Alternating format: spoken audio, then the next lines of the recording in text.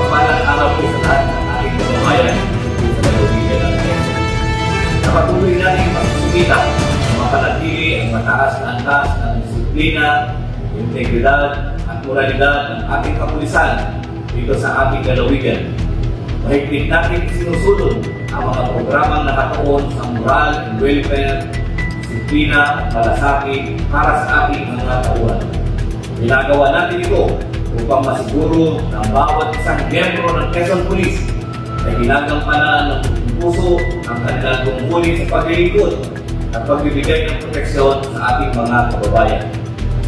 Ngayon pa man po, nakakalungkot at nakapanghihinayang na sa kabila ng lahat ng ating mga hakbang at inisyatiba, may ilan pa rin tayong kasamahan ng halay ng Quezon PPO na sumusuway ating mga alingkunin at lumalabag sa batas.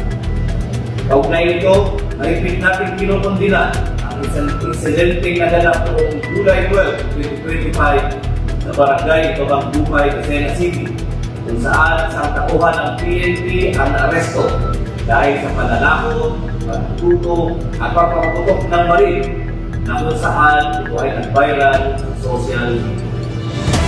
Sa ngayon po, ang nasabing pulis ay kasalukuyang nasa kustudiya ng Quezon City Police Station at isisiguraduhin ko po bilang inyong provincial director na siya ay mapaparusahan at tuluyang matatagdag sa serbisyo bilang pulis.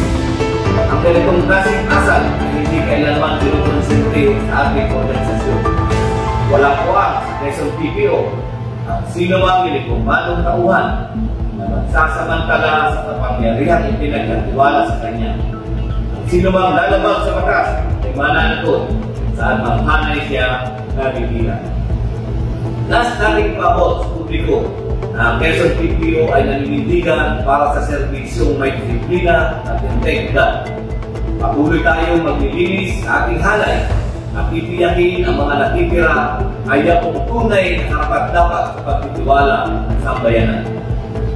Sa mga kasamahan kong kapag sa serbisyo, huwag tayong panghinaan ng loob.